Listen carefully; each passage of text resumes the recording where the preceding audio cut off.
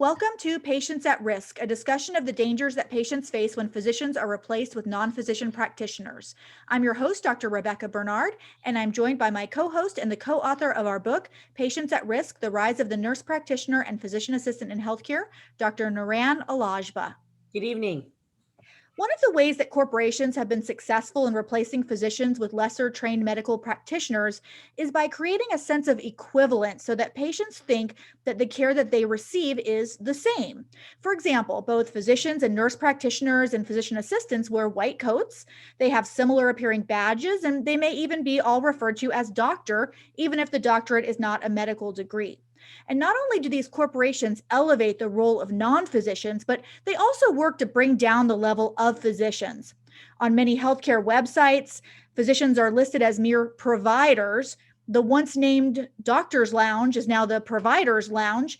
And now some institutions have even taken aim at Doctor's Day, hijacking the one day devoted to showing appreciation for physicians and turning the focus instead on the healthcare team.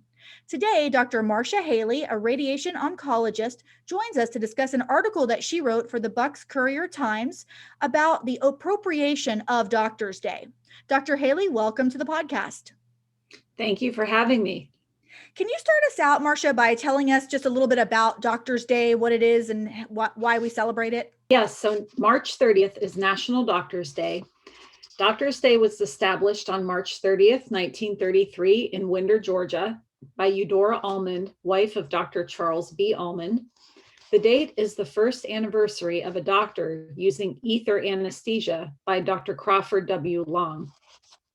The first observance included mailing greeting cards and placing flowers on the graves of deceased doctors, including Dr. Long. The flowers were red carnations, which would later become the representative flower for this national holiday. A few other local doctors' wives even assisted Almond in preparing a celebratory luncheon so their husbands' work in healthcare could be publicly appreciated.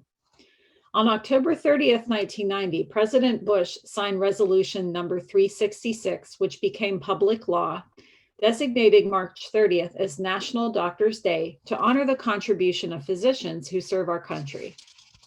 Right. And so it's a big deal. It has been since 1933. And the idea is, like so many other days that we celebrate, Mother's Day and Administrative Professionals Day, it's Doctor's Day. It's the day that we say thank you for going to med school and doing all these things. And Marsha, what was it that got you a little hot under the collar when you saw that some facilities were lumping physicians into other groups, adding other groups to physicians for Doctor's Day? Well, there were a couple of reasons. One is that my institution was very good to us, not so much in material things, but sending us emails and phone calls and letting us know that we were appreciated as physicians, as part of the whole healthcare team, that they highlighted our unique contribution to patient care. The second thing was this overall thing that you mentioned of kind of blending all the different team members together. And I feel like that when Doctor's Day is not set aside for physicians, that contributes to that mindset. So I think it's important to, just like we do for Nurses Week and, all the other weeks and days that we have for specific healthcare practitioners, it's important to honor physicians on that special day and honor physicians alone.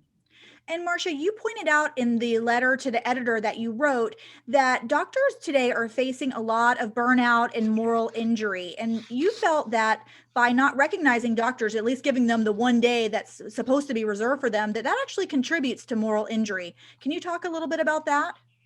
Yes. So medicine is changing in a way that is negatively affecting doctors. Governmental policies and reimbursements have made it extremely difficult for physicians to own their own practices. So now most physicians have lost autonomy and are now employees of corporate medical groups. In many cases, the takeover of local hospitals by these corporate groups has led to prioritizing profits above the well-being of patients and staff. For example, since 2019, dozens of doctors have left medical centers over concerns for patient safety. Doctors have been fired and replaced with, quote, providers who did not attend medical school or residency. and have been fired for doing things like exercising their professional judgment on distributing COVID-19 vaccines. Stressful work settings, work-life challenges, lack of support, exhaustion, lack of autonomy, and longer work hours are all contributing to the rising physician suicide rate, which is twice that of the general population. So any support that we can give to our physician colleagues, I believe, is very important for for moral support and to give them the support that they need. So we have a kind of a list here of different other days, just as an example. I thought would be kind of fun to review. We get, of course, there's Nurses Day and Nurses Week, which is, I think, extremely important because our nurses work very hard, and agree with all of these other days. It's just fascinating that they get their days. So there's even National IV Nurse Day, Oncology Nursing Month, Nurse Practitioner Week in the fall, Allied Health Professionals, Health Information Professionals, Administrative Professionals, Health Unit Coordinators Day, that's one of my favorites, and Pharmacy Technician Day. And again, I mean, these are great. And I just want to read how Johns Hopkins chose to celebrate Doctors Day, because I think this is a really important thing. And this is a message that they first, I think posted on Twitter, as a matter of fact, where it kind of went crazy. During COVID-19, we are thankful now more than ever to have not only our doctors, but also nurses, PAs, environmental services, and other healthcare workers by our side at Johns Hopkins Medicine. We are grateful to all of our staff who are on the front lines during COVID-19. Hashtag National Doctors Day. And again, I completely agree with this, with the sentiment behind the post. Of course, we're grateful to every person on the team, but they actually have weeks that they get to celebrate, and we have like one day. And so I loved some of the comments, and my favorite is actually, you forgot to thank hospital therapy dogs in your statement, because I thought that was such a great, funny way to think about it. But another person had written, as a patient on this day at Johns Hopkins, I would like to thank every hospital, every clinic I ever drove past, every pharmacy, and even the pharmacy section of every grocery store. And really, I think that's a great description of how we feel as physicians when this, from one of our very important institutions, came out. So I'm so glad you wrote about it, because I think you're right. I think it's just one more nail in the coffin. Well, what's interesting is that Johns Hopkins came back and said, well, we were trying to be inclusive, and that's why we did this. And that's why people were coming up with these funny little things saying, well, I'd like to thank, the Academy for, and basically all and on and on and on. So what was interesting was that Johns Hopkins got so much criticism from physicians and others that they actually revised their post. And so what they wrote is, we are revising this post due to feedback we've received from our community and the doctors that we so very much value and respect. Our intention in the original post was to be inclusive of other important members of our patient care teams due to previously received feedback. We recognize that this has deeply offended doctors, those that are intended to be celebrated on Doctors Day, and for that, we sincerely apologize. That was not our intention. What did you think of that sort of apology, Marsha, when you read that?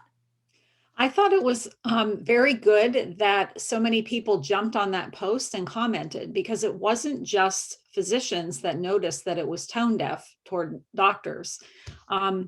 Many nurses commented, many other healthcare professionals, and also patients and members of the general public realized that it was tone deaf, which I think was a great thing.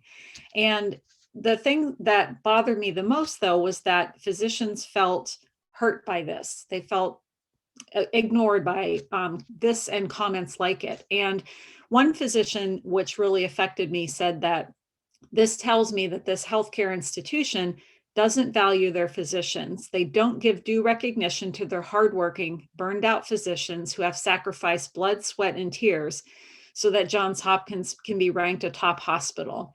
And I heard this over and over again during Doctors Week by doctors that their institutions either gave tone deaf messages, such as, dear practitioners, dear providers, happy Providers Day, really not recognizing physicians. And so I am glad that Hopkins got called out on it. And I hope that other healthcare institutions will take note and really take that one day to recognize their doctors appropriately. Well, the Twitterverse did go crazy, as we mentioned. And then after that mea culpa by Johns Hopkins, people started posting old messages from Johns Hopkins on other days for different medical professionals because they said, oh, really? So you say you want to be inclusive. Well, how come you didn't mention doctors on, say, Nurses Day? So someone posted, and we'll put this up on our YouTube channel,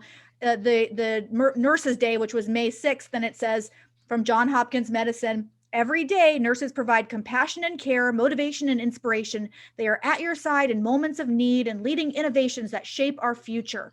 This Nurses Week, share a message of appreciation here. So someone posted that and said, well, this is interesting. And then they showed from the year before or 2 years before, again, it's National Nurses Week. We want to thank all nurses. And at Johns Hopkins, hashtag nurses are at the heart of what we do, or they are the heart of what we do.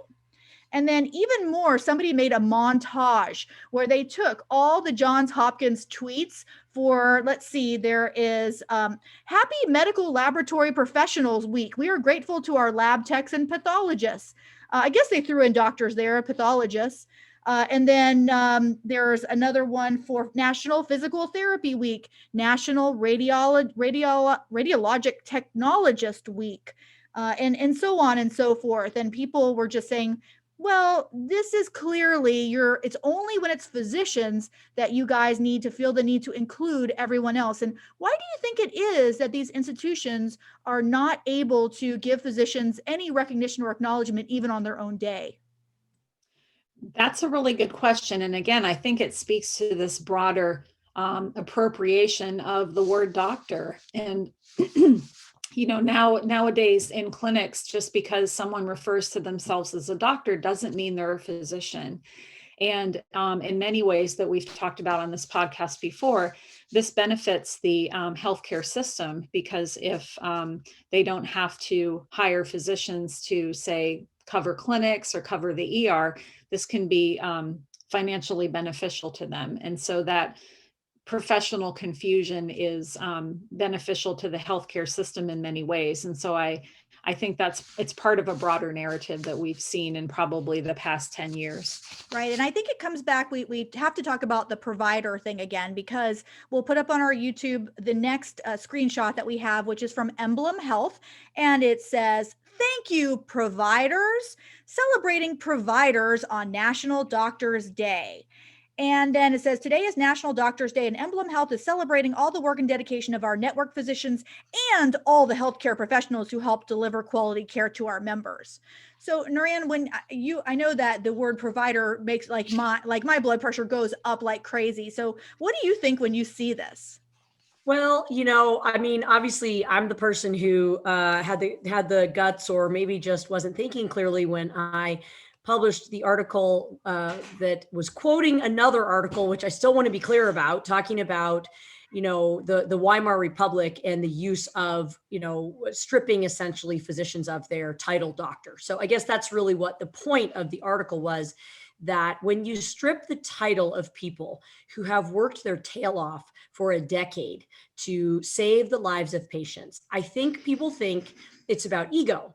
And I want to be really clear that I don't really care what you call me. I really care that you understand who I am and what I've done to get where I am, to be at the bedside saving your life. And to me, I feel like, I'm well established. Dr. Bernard, I know you're established. Marsha, I'm assuming you're established. We're all kind of that same generation. But when you have new people coming out to practice, it's not well established. They don't have a panel of patients who know what they've done and where they've been. And I think it does a real disservice to all of us who are giving up our 20s, sometimes our 30s, to do this. And people don't understand what it's like to give up your 20s. I mean, you essentially, you don't either date or, keep your marriage together. It's hard to have kids. Like literally, I lost my entire 20s. I went into medical school when I was 19. I came out and joined my dad when I was 27. I lost the whole darn time period. I can barely remember anything other than like wanting to rub two quarters together, making 20,000 that first, second and third year, like we did back then in residency. And so I think it does us a disservice, and it leads to exactly what Marsha's talking about, which is the burnout, the dissatisfaction, frankly, the why did I do this? And the problem is people people may not think about it until they go into that hospital and there isn't a doctor there, or the emergency room, which we are getting to the point where there will not be doctors in the emergency room. People keep saying every day to me, why aren't there any family docs? Why aren't there any internal medicine docs? And I said, no one wants to do this job. I love my job, but who's going to do this job? And in 20 years, there won't be anyone and you won't have a doctor. And people will say, well, I don't understand. Why are they retiring? Well, this is why. I mean, not only Doctor's Day, but you don't even call me a doctor anymore. Now I'm a provider. And now nobody knows whether the lab technician or I am the person providing your care. Hey, I respect the lab technician. I know what they do is completely different than what I do. But you know what? They didn't give up their 20s. And I think that's a really important point. So I know you touched on a nerve for me, because the word provider, I think, is disrespectful. I think it's dangerous. And I think it's actually literally leading to more suicide of physicians. I think so too. And, I think the big thing is that there's only one path to becoming a physician, and that is medical school, which is not online, which is not any kind of part-time or work at the same time. It's a rigorous program. Not everybody gets in and not everybody graduates. Then it's a mandatory residency, which is not a 40-hour a week, weekends off. It is a 80 to 100-hour week for up to, well, many, at least 3 years, but up to, how long was your residency, Marsha? I did a 1-year internship in general surgery, and my residency was 4 years after that internship. So it was 5 total. years after medical school. So we're talking about 9 years and completely standardized, multiple exams that you passed. And so when you come out, you've earned the title doctor, you are a physician. Meanwhile, you have other people that are taking other paths, none of which require that same amount of rigor. Now, I'm not saying that nurse practitioners and physician assistants don't have other clinical experience. Maybe when they come into school, maybe they've worked as a nurse or they've worked in other healthcare fields, but it's not the same thing. And all of those people also always have the choice to go to medical school. In fact, we've talked to many physicians who were previously nurse practitioners or physician assistants, and they decided to take that pathway. So I want to show on the next screenshot, we have one from Van Buren County Hospital, and it says, today is National Doctors Day. VBCH would like to thank all our clinic providers for what they give to VBCH every day. Hashtag National Doctors Day, hashtag thank you. And so here we have 6 pictures. 3 physicians on top, and then ARNP, an ACNP, and an FNP. So 3 nurse practitioners, and it's titled VBCH Clinic Providers. So that was one of the hospitals that you called out in your letter to the editor, right, Marsha? Yes. And when you just saw that, it's, again, just another example of everybody being clumped together. I actually want to say something about this particular screenshot, and I think we should put it in the show notes, because to me, actually, this is the worst Twitter or whatever this, I think this was on Twitter or Facebook, but the worst one I've seen. And I'll tell you why. To me, when you look at it, it's very striking, because you have 6 people in pictures with all different letters after their name. And just to clarify, MD is medical doctor, DO is doctor of osteopath, and an ARNP is a registered nurse practitioner, essentially. And then we have an acute care nurse practitioner, and we have a family nurse practitioner. And what's amazing is they all look the same, right? Like, I guess I've never seen a better form of propaganda, which is what this is, from, thank God for Van Buren County Hospital. I mean, it's like the classic propaganda. Look, all these 6 people look the same. They all have white coats. They're all doctors, and you can see any of them. And they don't say 500 hours, 500 hours, 500 hours, 20,000. The guy in the middle had to have done 20,000 like us. I mean, he looks old, he's going bald. So he probably did 20,000 hours. David there probably did 20,000 hours. Who knows if a Dr. Dana and Dr. Richard did 20,000, but they did 15,000. I can tell you that. And so to me, this is the best example of what provider does. Provider is created to make everyone look the same. And that's the real insidious point. So again, for those of you listening, please look at the Van Buren County Hospital feed, because I think you have never seen a better sell job than that. Yeah, you're so right. And so you got to check that out. And your point is so well made, which is, this is people hate it when I say conspiracy, but I'm like, how can it not be a conspiracy to make everyone the same? To say, well, who cares if this person did 12 years of school and this person did 2 years of school? They're all providers. And that's what this has done. I mean, we're just making everybody the same, and we're all on a quote team, but really somebody has to be the leader of the team. And when something goes wrong, it's going to be the physician that's really going to be on the line for that. So some of the other things that we saw about Doctors Day were some of the gifts that doctors got. And, most doctors are pointing out that, listen, we don't really need a gift or want a gift. We just would like to be appreciated. But sometimes when you get a gift that's really kind of, I don't know, really cheap, or, it's almost like just when you get a tchotchke. Yeah, you get a tchotchke. That's exactly what it is. Like, maybe don't give me anything. Like, I've had some good gifts over the years. Like, I got a really nice umbrella one year. I really liked that. And can you think of any doctor's gifts days gift that you've ever gotten? No, in my health system, they tend, which I like, to just basically send us emails, and they're addressed specifically to physicians. And we get them not only from the top administration, from the president of the hospital, but also from our department leaders. And they'll often talk about Doctors Day during some of our meetings that we have that week. So it's more just saying, hey, we see you, we know what you do, and we appreciate you. And that means more than a gift. It really does. And I've never been employed, so I'm kind of useless at this answer. My patients, will drop off food to me often, and I consider that a gift. But Yeah. No Doctor's Day gifts yet. Well, I've worked for a few facilities and a few hospitals. And so one of the for-profit hospital systems, they would always give us a breakfast or some kind of a meal and some kind of a little gift. And sometimes they were really, somewhat thoughtful. And I do remember, though, on the last Doctor's Day that I worked for that hospital, that very day, they made the announcement that we were going to be changing our electronic health record to a completely different one, and that they were not going to be transferring any records, that we were going to be responsible for basically archiving and entering in data from like years and years and years worth of patient care. And we were all like shocked, and some of the doctors started kind of grumbling and saying like, this doesn't make sense. And one of the administrators stood up and said, I don't understand this reaction. We gave you guys free breakfast. And it was like, wow, they just didn't get it. And so, yeah, we're like, and on Doctor's Day on top of that. So some hospitals and facilities do give little gifts. So some people posted some of the things that they got, and one person posted a tape measurer, and it looks like a very inexpensive little tape measurer. And other people said that they received, one person said she got a massage voucher, but the massage therapist was 30 minutes away. It could only be used on a Thursday, and she would have had to take a day off to use the massage voucher. I thought that was pretty funny.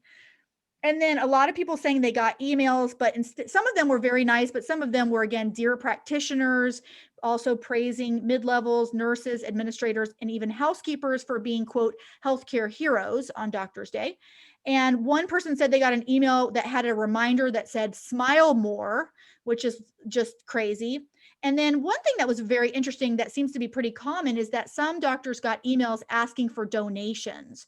So there's a screenshot we'll put up where it says, express your appreciation this Doctor's Day. And it says, March 30th is Doctor's Day. We're celebrating our physicians and advanced practice clinicians throughout the month. Why not take an opportunity to thank a physician, nurse practitioner, or physician assistant who has made a difference in your life? And so you could actually make a donation in the honor of a doctor. But what was funny is the doctors got the emails too. So it was like, hey, make a donation to yourself or to your colleague. I want to talk for a few minutes about how this has happened and some of the leadership. So one of the things that was pointed out on social media was that the president of Johns Hopkins, who posted that very tone deaf Twitter tweet, is Kevin W. Sowers. And he actually happens to be a nurse. He is a MSN, so he has a master's degree, so nurse practitioner level degree. And there was an article that was written in Vanity Fair, and the article was actually about what was going on with personal protective equipment and why all these hospitals were running short and putting physicians and nurses and other staff members in harm's way. So Kevin Sowers was named the president of Johns Hopkins Health System on February 1st, 2018. But he also served on the board of a company called Vizient, which is a group purchasing organization. And he had been on that board for a year before he was placed on the Johns Hopkins as the president of Johns Hopkins.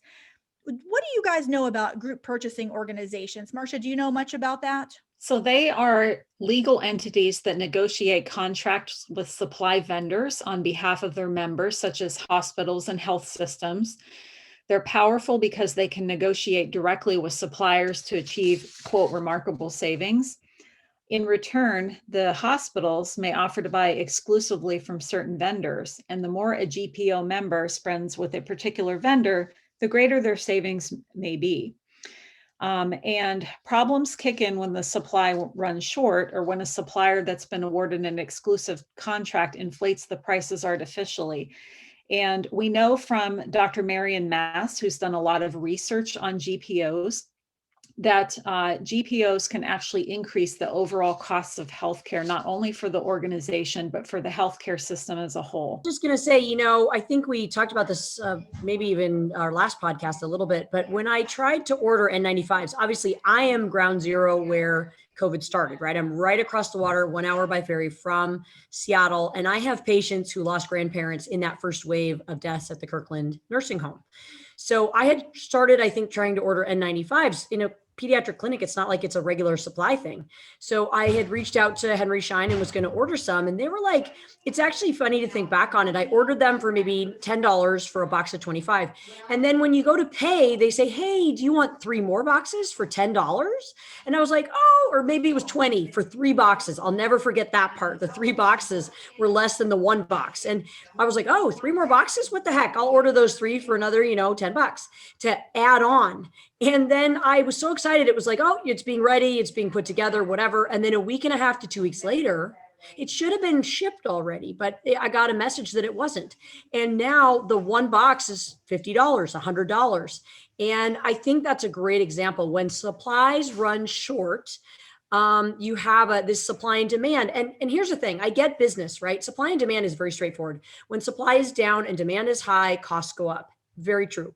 But I will tell you this, when you're buying some sort of gadget, it is not a life or death situation. And that is what's different here.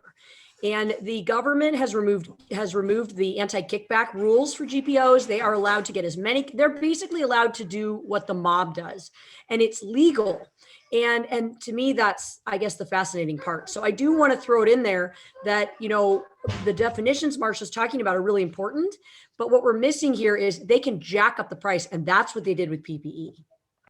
Well, the other thing that happened, as I understand it, is that some of these hospitals and organizations were offered the opportunity to purchase PPE from other sources, but they were unable to do that because they had an exclusive contract with a GPO. So that would have affected that contract and their prices, and it would have lost all their cost savings. So what they did basically to save themselves money was let physicians and nurses and other staff members wear garbage bags and bandanas around their face instead of shelling out money and taking the hit and taking care of their staff. And Dr. Mass, when she talked about this, she said, that there's got to be money going on. So they're saving a lot of money from these GPOs. But believe me, according to her, she's found evidence that there is money trading hands, basically. So it's like quid pro quo. They're saving money, but they're also getting some kickbacks or clawbacks or whatever they call them these days. We'll have to ask Dr. Mass if she'll want to come on one of these days and really explain all this to us, because it's pretty crazy when you really start digging into it. But anyways, the point of going down that road is just to mention that Kevin Sowers is a nurse. He's got a master's degree in nursing. He is the president of Johns Hopkins System since 2018. He did allow the the GPO that he was on the board of to take over that job for Johns Hopkins. Of course, the company says that he recused himself from voting and things like that, but it's a little sketchy. And then we'll also point out that it's been during his tenure that Doctor's Day suddenly gets appropriated to nurses, housekeeping staff, and everybody. So it's something when you see hospital administration being taken over by non-physicians and what the impact of that is on physicians, basically. So any other thoughts, Marsha, on why you wrote this article and what you'd like our listeners to take home from it? So I would like our listeners to take home that I appreciate physicians and their unique role in healthcare, what all the hours and years that they took to train. I want to say I see you and I appreciate you. And that's why I wrote this article, because I saw, talking to physician colleagues and also seeing on social media, that people were hurting because they were either ignored or misappropriated during this special day that we rightfully have. And also, selfishly, when I go and into the emergency room, or, God forbid, a loved one goes into the emergency room, I want there to be a highly trained physician available to take care of me or my loved one. And, this appropriation of Doctor's Day, as we mentioned, is part of a larger pattern to, basically obscure the different education levels of staff that are taking care of patients. And in a way, it confuses the patients, and it's not clear who's taking care of you. And the other thing that I wanted to mention is what I talked about in the article, is that when Nurses Week comes up, or Radiology Technology Week, or the other ones, I really love to plan a special thing for my nursing colleagues, my tech colleagues. I really enjoy that. And I enjoy telling them how much they mean to me and how much they bring to the team. And I know that they like doing the same thing for me, and it's enjoyable to receive that. So I want all doctors to be able to feel that way. And so, I say in the article, physicians appreciate receiving and deserve to receive recognition on Doctor's Day. Let us have our day. Thank you so much for writing that article. It really touched my heart, and I know it touched a lot of other doctors.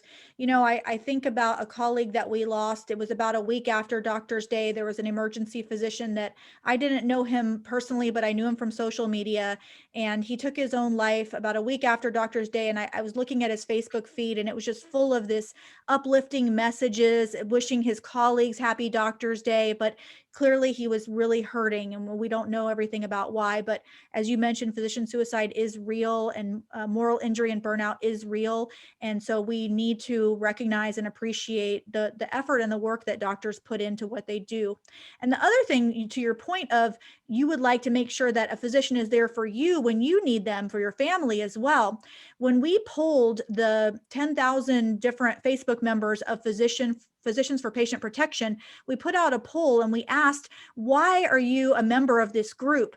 The number one answer was, I want to make sure that there's a physician there in the future for myself and for my family. So it's not about turf war. It's not about an ego issue. It's truly about making sure we have high quality care for patients now and for the future. So thank you so much again, Dr. Marsha Haley. We'll post a link to your article. And if you'd like to learn more about this topic, we encourage you to get our book. It's called Patients at Risk: The Rise of the Nurse Practitioner and Physician Assistant in Healthcare. It's available at Barnes & Noble and Amazon.com. We'd love for you to subscribe to our podcast and our YouTube channel. It's called Patients at Risk. And if you're a physician and you'd like to get more involved with helping advocate for physician-led care, please join us. Our website is physiciansforpatientprotection.org. Thank you so much, and we'll see you on the next podcast.